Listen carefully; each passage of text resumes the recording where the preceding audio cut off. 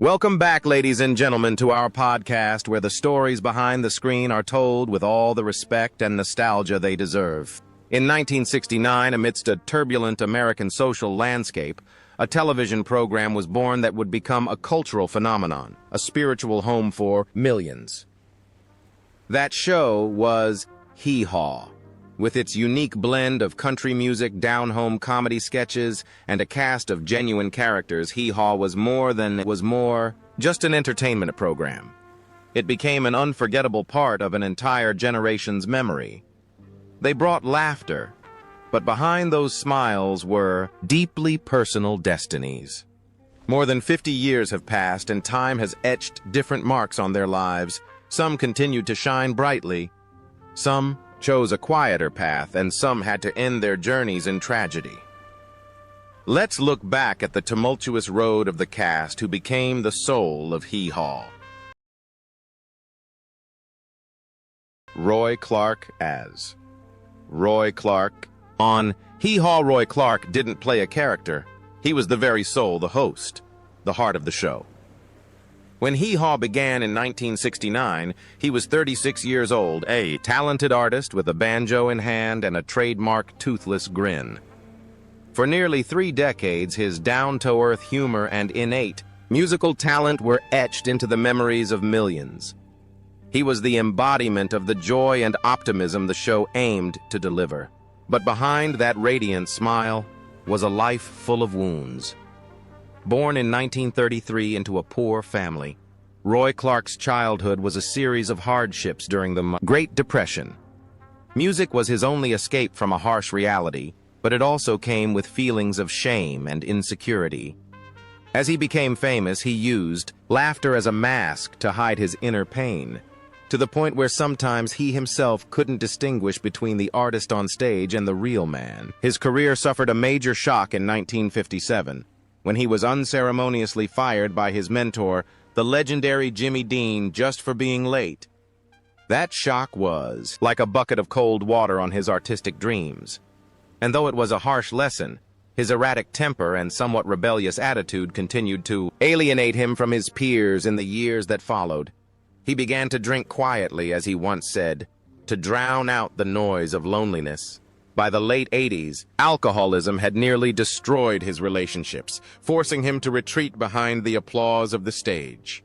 Roy's love life was equally troubled. His first marriage lasted only 3 years. Although his second marriage to Barbara Ruppert endured until the end of his life, their relationship always. What is most profound is the connection between his stage persona and his real life. The image of the cheerful artist always bringing laughter to everyone seemed to have been cruelly inverted in his life. On stage, he was the center of attention, the one who connected everyone. But off stage, Roy Clark was a lonely man constantly battling his inner demons. The laughter he gave to the audience seemed to be paid for with his own peace of mind. However, that journey full of glory and immense struggles had to come to an end. On November 15, 2018, Roy Clark passed away at his home in Tulsa at the age of 85 from complications of pneumonia. His passing left a huge void in the world of country music and in the hearts of Hee Haw fans.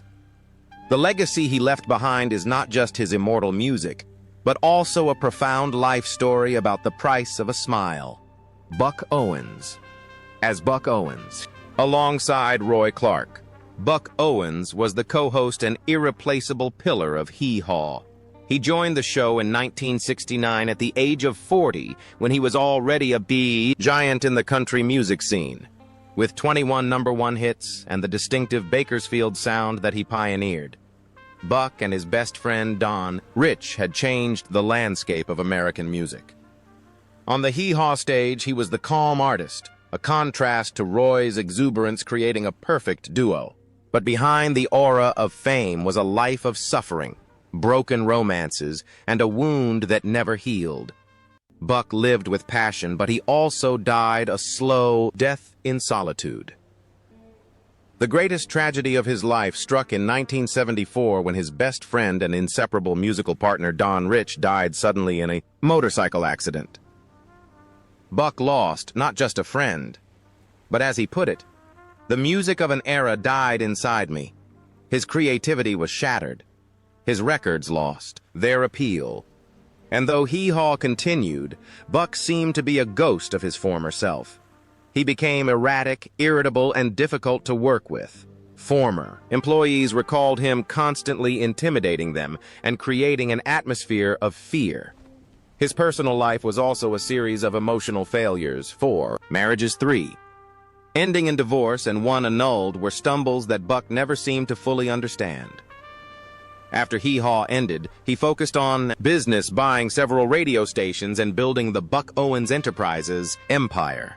Despite earning hundreds of millions of dollars, he never regained what he had lost. What is most profound is the strange connection between his role and his life. On stage, Buck Owens was a successful artist, a symbol of stability and professionalism. But off stage, he was a man devastated by the pain of loss, someone who couldn't find peace in his personal relationships. The calmness on screen was a complete contrast to the storm in his soul. It seemed the greater his professional success, the deeper the emptiness in his private life became. However, that journey full of glory but also great pain came to a sudden end. On March 25, 2006, after a performance at his Crystal Palace Theater, Buck Owens passed away in his sleep from a heart attack at the age of 76. His death closed an important chapter in the history of country music. He left behind a huge musical legacy and a fortune estimated at $100 million, but also a sad story of a man who had everything yet lost the one thing that mattered most. Minnie Pearl as Minnie Pearl. Sarah Ophelia Colley Cannon, born on October 25, 1912, captured the hearts of audiences with her character, Minnie Pearl, the charming country girl with a hat still bearing its $198 price tag, and her immortal greeting, "Howdy, I'm just so proud to be here." At 57, she became the life and soul of Hee Haw. From 1969 to 1991, Minnie Pearl was the personification of innocence, humor, and the warmth of rural America. But behind that charm and humor were years of turmoil, illness, disappointment, and loneliness. When she first entered the entertainment world, she had to fend for herself, traveling throughout the South as an actress, director, and dancer on the smallest of stages.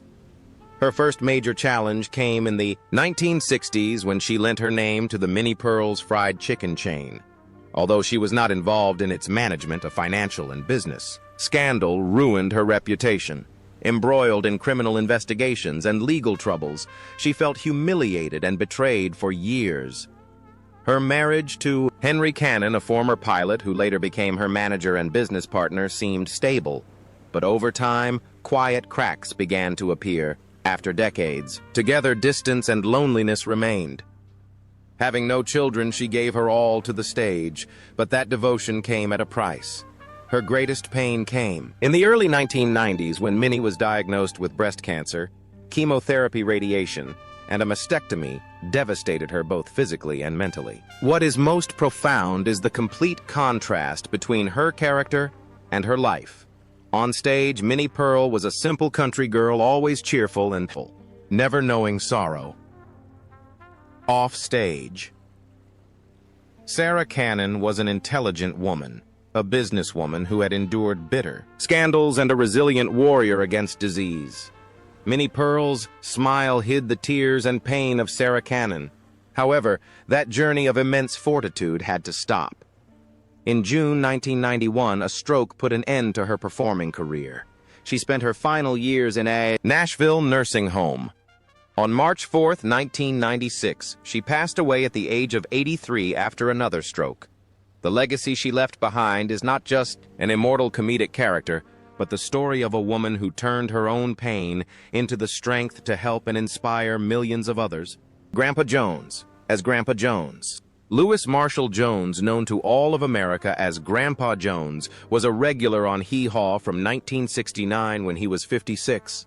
With his banjo in hand, a gentle smile, and his signature exclamation, "Outrageous!"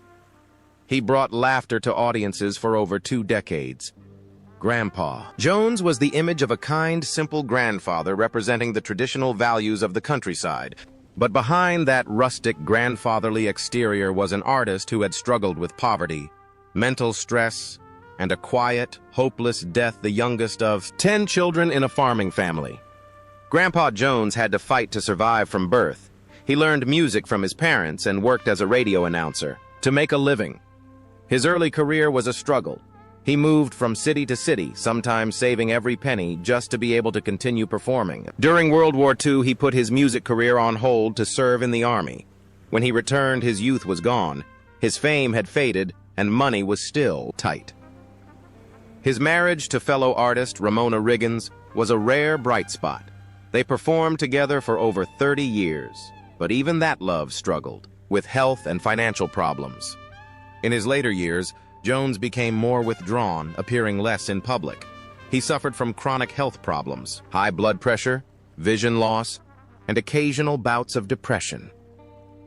A tragic moment came in 1973 when he learned of the deaths of his close friend, David Stringbean, Aikman, and his wife. That emotional wound devastated him. The shock made him quieter, more resilient, and even more distant from fame. The connection between his character and his life is a sad story of contrast. On stage, he was Grandpa, a symbol of wisdom and the peace of old age.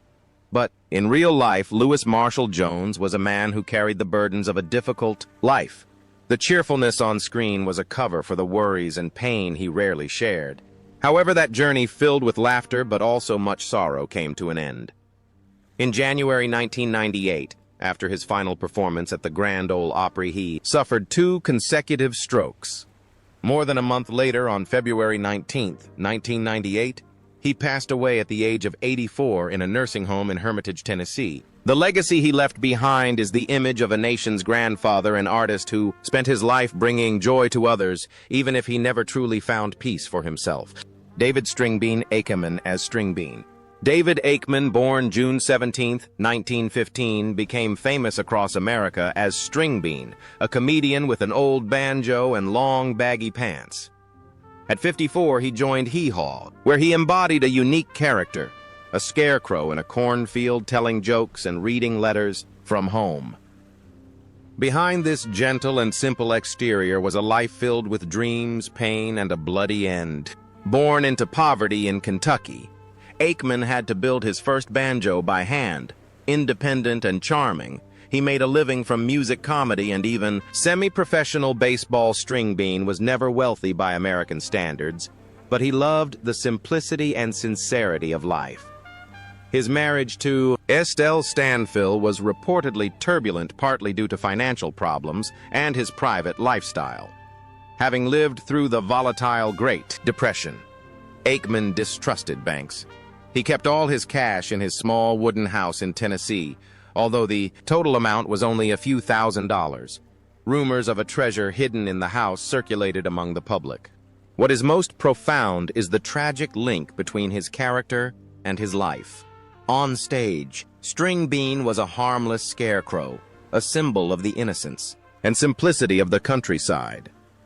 In real life, it was this very simplicity and his faith in the safety of his own home that led to a horrific end. He was a man of an older era, one who believed a man's home was his impenetrable fortress. But the world had changed. However, the journey of this gentle artist had to stop in the most sudden and brutal way on the evening of November 10, 1973, after a performance at the Grand Ole Opry. Stringbean and his wife returned home unaware that robbers were waiting for them. They were murdered as soon as they entered the house. Their bodies were discovered the next morning by a neighbor, none other than his Hee Haw co-star, Grandpa Jones. The brutal murders shocked the entire country. The 2 killers were convicted, though. One of them was not executed until 2014. More than 40 years later, Stringbean's death became a tragic symbol of the loss of innocence. He and Estelle were murdered for a treasure that never existed. His legacy is a painful cautionary tale about a changing world where even the most harmless scarecrows are no longer safe. Loretta Lynn, one of the most important figures in country music. Loretta Lynn, born April 14, 1932, began appearing on Hee Haw in the early 1970s. At 40, she had already established herself as a bold country singer singing honest, factual songs. Behind her radiance was a life full of tears. Born into poverty in a Kentucky coal mining camp, Loretta married at 15 and became a mother at 16. Her 50-year marriage to Oliver Doolittle Lynn was a tumultuous mix of love, infidelity, violence, and alcoholism. Doolittle was often unfaithful and sometimes abusive, but he was also the one who bought her first guitar and pushed her to become an artist. Fame came early, but it did not ease her pain. She lost 2 of her children, one in an accident and the other to addiction. This sorrow stayed with Loretta throughout her life, and her music became more honest and heartbreaking because of it. Songs like Coal Miner's Daughter and Don't Come Home a-Drinkin' with Lovin' on Your Mind were more than just songs. They were a cry for help and a milestone for women who had been forced into silence. Like Merle Haggard, Loretta Lynn's life and music were one. She sang about her life, about the struggles of a woman in a man's world, about the pain of betrayal and the strength to stand up. She turned her personal story into anthems for millions of other women, giving them a voice and a sense of solidarity. She wasn't a character on stage, she was the embodiment of the songs she wrote. In 2017, Loretta suffered a serious stroke and later a broken hip in a fall. Although she could no longer perform on stage, she continued to release music and publish books. On October 4, 2022, Loretta Lynn passed away peacefully in her sleep at her home in Hurricane Mills, Tennessee, at the age of 90. Her legacy is a testament to the power of truth, a declaration that even in the most difficult circumstances, a woman can find her voice and change the world with it. Ronnie Stoneman, as Ronnie Stoneman. Veronica Loretta Stoneman, born May 5, 1938, was known as the First Lady of the Banjo. At 31, she joined the cast of Hee Haw, helping to establish the show's comedic identity as Ida Lee Nagger, an abusive wife in the Puttin' on the Dog sketches. With her banjo and Southern charm, Ronnie became the voice of the working class in rural America. But behind the cheerful notes was a childhood filled with chaos, poverty, and strict discipline. As the 15th of 23 children of legendary musician Ernest Pop Stoneman in a family where music was the key to survival, Ronnie was forced into immediate training, deprived of a real childhood. Her father's strict demands made her feel as though she was constantly fighting for her right to exist. For every laugh she drew from the audience, she lost a piece of the memories she was trying to hold on to. After her father's death in 1968, Ronnie tried to make it on her own, but her career struggled. Despite the fame she gained from Hee Haw, she lived in the shadow of her more famous co-stars. Low-paying early gigs and silent discrimination in the music industry led to severe bouts of depression. "I was paid in laughs, but life demanded my entire existence," she once said.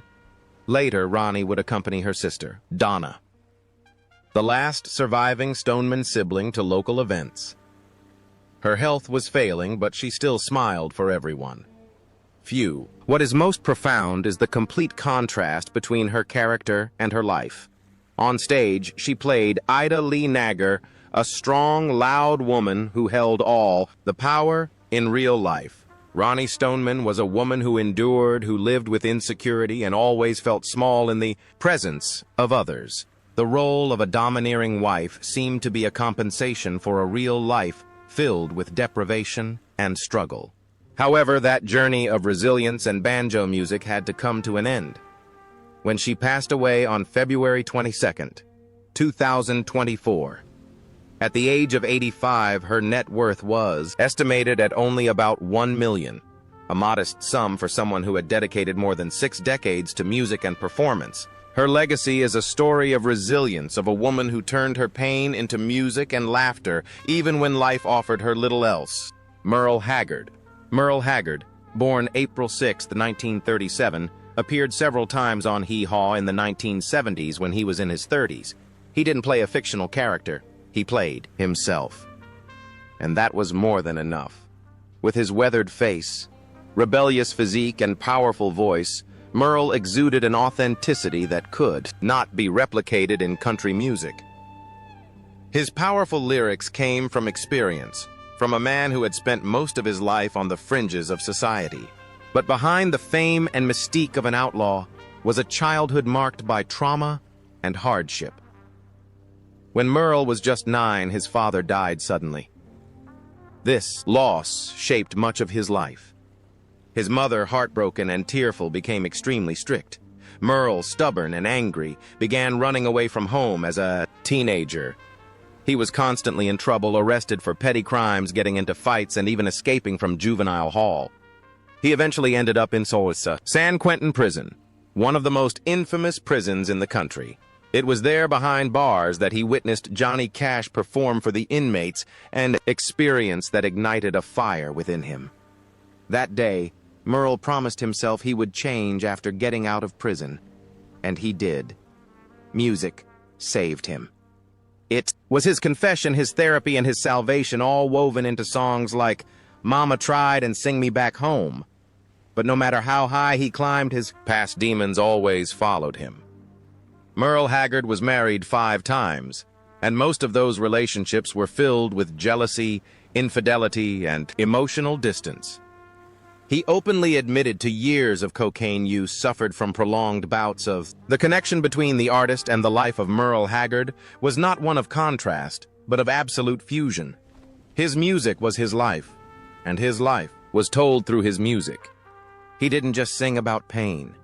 He distilled it, turned it into art, and thereby gave it meaning. Each song was a piece of the story of his rebellion, his repentance, and his redemption. Toward the end of his life, Haggard was diagnosed with lung cancer, a disease he fought for years. But even as the illness began to ravage his body, he refused to give up. He continued to tour, perform, and connect with audiences. At some shows, he had to sing with a hidden oxygen tank on April 6, 2016, on his 79th birthday. Merle Haggard passed away peacefully at his home in California from complications of pneumonia. His legacy is a powerful reminder that the most authentic art often comes from the most difficult lives. Junior Samples as Junior Samples. Alvin Samples Jr., born August 10, 1926, became a comedy sensation on Hee Haw starting in 1969 at the age of 43, portraying a used car salesman with the famous phone number BR549. He made millions laugh for 14 years. Junior Samples was the embodiment of the honest, somewhat naive nature of the people of the South, but behind that laughter was an incredibly difficult life. Junior, who only finished the 6th grade, grew up in poverty, working as a carpenter and a stock car racer to make ends meet. His big break came after an exaggerated story about him catching a giant fish made him a radio sensation. However, his sudden fame left him struggling to balance his public image and his family life. He battled severe alcoholism, which led to frequent arguments, disappointment, and loneliness.